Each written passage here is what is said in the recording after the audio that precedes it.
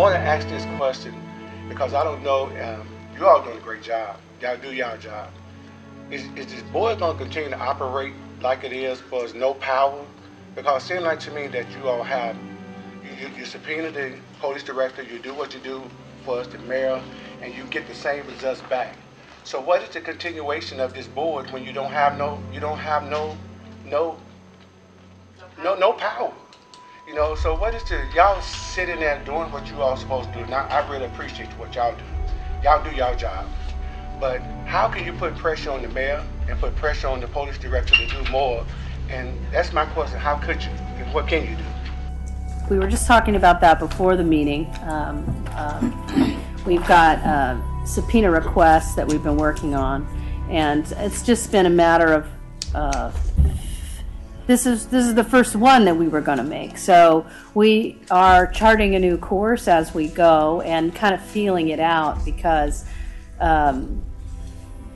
there's no procedure for how to do it, and no one really. It's just kind of like not quite making it up as we go, but trying to figure it out as we go. So I think this year I'm personally excited about digging into what we have in the ordinance, the powers that the city council has given us, and really exercising those. So it's just something we haven't really pursued in a focused way.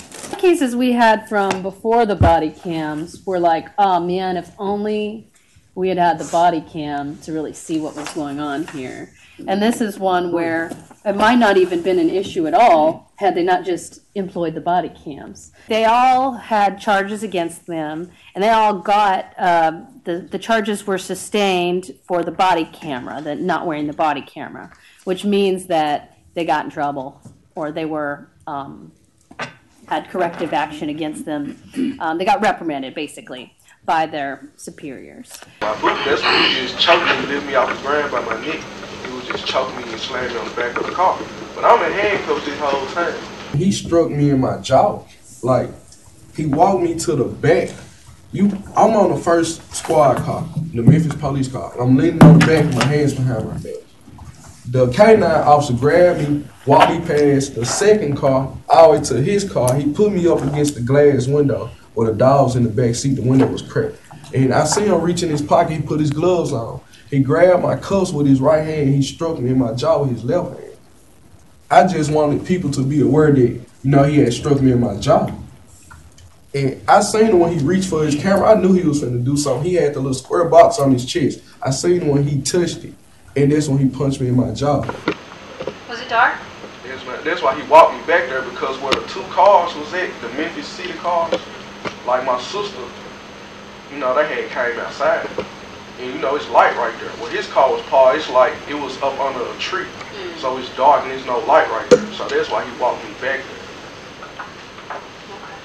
there. And I ended up getting charged. The lady came, she said I didn't even fit the description of the guy who robbed her or anything. Just imagine you getting off work and you having somebody boost the car. No, and it was early in the morning too, and right? And go from you boosting the car to you being accused of robbing somebody. You being choked in handcuffs, punched in the jaw, back of the police car, and now it's about 15 police cars out here in the ambulance. Like, it really wasn't expected in my agenda.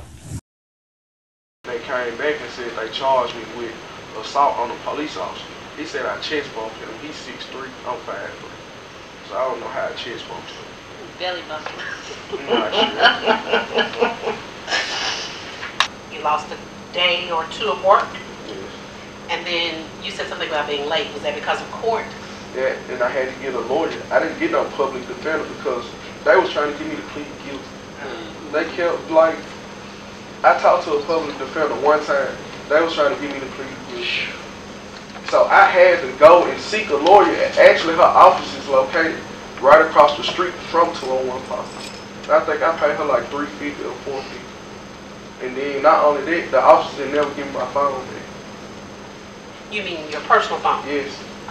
I never received my personal phone back. I lost contacts. I had the video of my child. Like, I didn't care about the phone, but I had the video of my son being born on that phone, and I never got that phone back. But it says the police have testified that you were kind of belligerent or you were resisting them, not wanting to work with them. How is that accurate, or No, ma'am, not at all. that you had used cuss words when you're talking to them and stuff like that? I wasn't resisting at all. Like I said when I first began speaking here, the amount of respect the person, I feed off of energy. So the energy that you give me is the energy that I give off. Yeah. So I was being respectful to the officers. Like I said, I didn't cuss the other officers out, but the K9 unit, He was using curse words yes, too. like all I said was, sir, I'm Islam. I have no reason to rob anybody. I said I work hard for everything that I have. I said I don't bother nobody and I don't look for hate. I said, sir, I work hard for mine. I don't give a fuck about you being Islam, little nigga. And, you know, that's how he talking to me. So, you know, if a person constantly talking to you like this, I don't know any just upright human being who's just gonna sit there and take disrespect for so long. And I cussed them back out like, you know, hey. Yeah. But from the beginning, I was very respectful. Whatever it takes for you guys to run my ID and go ahead about your business so I can continue my morning, fine. ID, were you able to give your ID freely to the officers, or were you handcuffed and they forcibly took the ID from your person? When they approached me about my ID, I asked them why did they need my ID. They was just like, give it to me. And I'm like, well, I don't know what's going on. I need to know what's going on before I give you my ID. So that's when they put me in handcuffs like, hey, we're not about to do this. They went in my pocket and got my wallet and took my ID out. Was the K9 officer present at that time? All three of them had surrounded me at this point. And did they tell you at that point why they wanted your ID? No, they waited for me to be in handcuffs to tell me. Once they put me in handcuffs, I was like, hey, go get my sister. She went in the house, and I don't even know the girl. That was my sister friend, just a girl who was there, and they asked me to boost the call because I worked on calls from time to time. So she went in there and got him. Once my coworker came outside, you know, he started telling me, like, hey, we just got out of work, what'd he do? They told him, shut the fuck up. They put him in the back of the police car as well. So y'all were in that car together? No, they put him in a separate car. And he was just saying, like, I didn't do nothing. Like, hey, I'm from Florida. We just worked together in Mississippi. Like, hey, I'm just trying to let y'all know. They were like, shut the fuck up. Come on, you going to jail too. They grabbed him. So put him in the back of the he car. was saying, oh no, this guy was with me. We've been together this whole time. He was just trying to explain himself. They were just aggressive. They just like my sister. She was like screaming. They were like, y'all can go to jail too. Just pretty much threatening to take everybody to jail. You say something, you going to jail. That's pretty much how they work. Okay. If you had given the police officer your license when they asked in the first place, you think any of this would have happened? No, sir, because the tone and just their body gesture was just already like they came to the scene just automatically like this our suspect. Like, you know how a person approach you, the tone, the level in their voice, you could tell like already how their mind frame or their mood is already. But you know, I don't have to give an officer my license if he can't tell me why he need my license. You can't just walk up to me and tell me you need my license. I don't know, I might be wrong about it, but if a police officer, they're investigating a crime or incident, they have a right to ask you for your identification, I think. Maybe. But again, I didn't know that they was investigating the crime. I'm just boosting the call if you come up to me, hey, I need your license. I'll defer to Twan on this, but a lawful he's the police officer investigating a crime, it should be obeyed if it's a lawful command. If it's, Twan, that's my understanding. No, I wouldn't have any qualms in the officer stopping me if I'm just walking around Kroger doing grocery shopping. If he wants to see my license, I don't have anything to hide. I'm going to produce my license. Exactly. Because, I mean, it was clear they were investigating a robbery in the area. For that many police officers to be there, so that should have suggested that, hey, something's going on here. They took you to the med, but you said they only took your blood pressure. Why did you choose not for them to, do a complete examination of your torso from where you say you were struck by the officer and choked by the officer? I mean, it was a punch to the jaw. I didn't really have any major damage, and then not only that, I had just worked like 9 hours, and it's just a whole treatment. Like, when I was on the scene in the back of the police car, the EMT came, he grabbed me, snatched me, talking like, move your ass over here. Like, I was treated less than a hero. So, I mean, here's my question. You went to the meeting and you had EMT that came to arrive on the scene. I mean, why was that unless there were, you know, some injury, I would think. I mean, it was a struck to the jaw. It's just, I didn't have any major injury. Okay. And it was just the fact that I said at the meeting, they have you chained, like you in a long empty room, you chained to this bench, like a cold steel bench. I just got out of work, I'm chained to a bench for like 30, 45 minutes, and no one came to it. So it was just like I was sitting there. I'm ready to get out so I can, you know, see how much my bond is. Post bond, get my deal, go back to work. I don't have time to go. So the charges that the police put on you that particular evening, those charges were dismissed, correct? Yes, sir. I got a lawyer. I went to court. The officer didn't come to court like 2 or 3 times. They kept like rescheduling. He didn't show up neither time. Okay, those are the only questions that I have. How many police officers were out there, Mr. Collier? 3 at first. How'd the other 2 treat you? The other 2, they was pretty fair. They didn't give me no problems like that. They was older guys. So it was like, I'm just like this. I respected them the way they respected me. But the K9 officer, for some reason, like he was overly aggressive. And even when they was finna get ready to transport me, he was gonna say, he said, I hope you was gonna run because I thought the dog was gonna get to bite somebody. Did anybody communicate with you while you were sitting in the back seat? It was the Caucasian officer who transported me.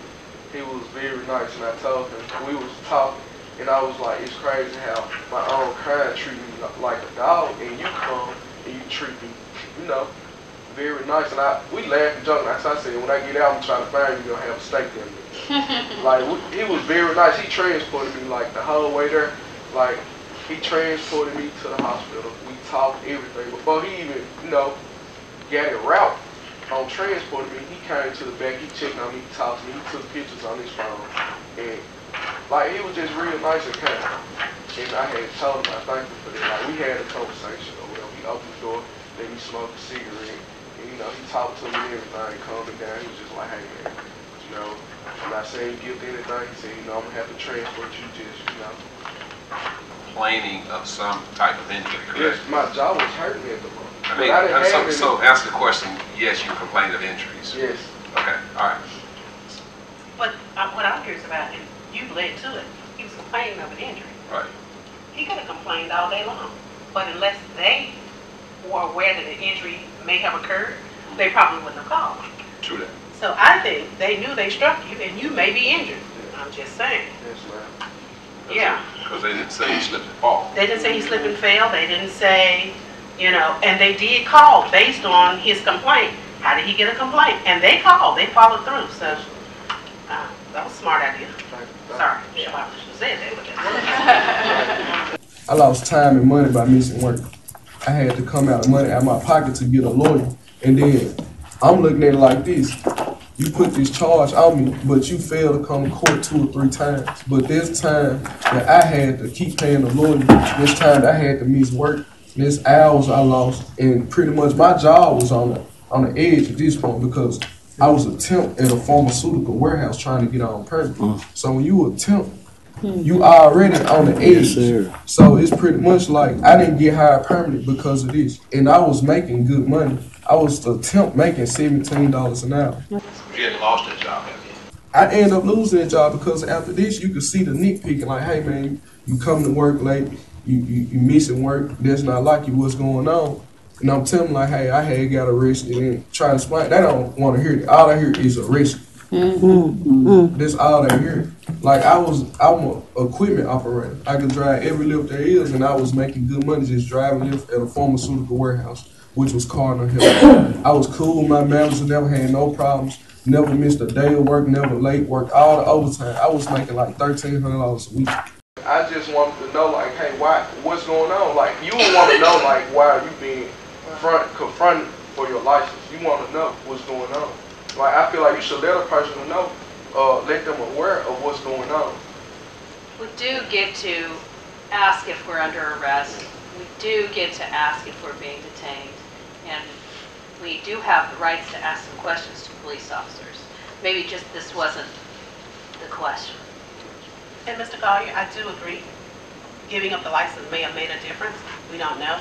But I also honor the fact that you claim to be a hard-working man who happened to be in an area. You're wearing an orange or a lime green suit. I get it, Mr. Coleman, and I want you to know that I get it. And it may have made a difference if you get on that license. But we don't know, because like you said, there's no body cam. So. And I didn't think it was, what is the issue if I ask you, why do you want my ID? Why, I mean, am I being arrested? Why me? I guess. I can't ask. Why me? And if you're startled, if you're shocked by even being approached, and the 3 men standing in front of you, pardon me, sir, you happen to be 5'3" and one of them is 6'1", your first response may not be to go for a pocket. It may be, because then it turns into, can I reach in my pocket? It does turn into some questions. It does. So I hear you. Yes, I wish you had just handed them your ID. But even in doing that, may I reach in my pocket? What you mean? I mean, it sounds like the situation was already hostile. So I don't know how this could have been different. I do wish you had given them your ID so we could have seen maybe a difference. But since there's no body cam, we won't know. Yeah. I got another question. So you were, or you are aware that the officers did receive some disciplinary action, correct? I was aware, but they were saying like the only thing they got in trouble for, like she said, was the body cam. Right. My thing about it is, if you right, why would you turn your body camera off? And why would I have any reason to make up a story or lie about you? I don't know you, never met you, and then plan on meeting.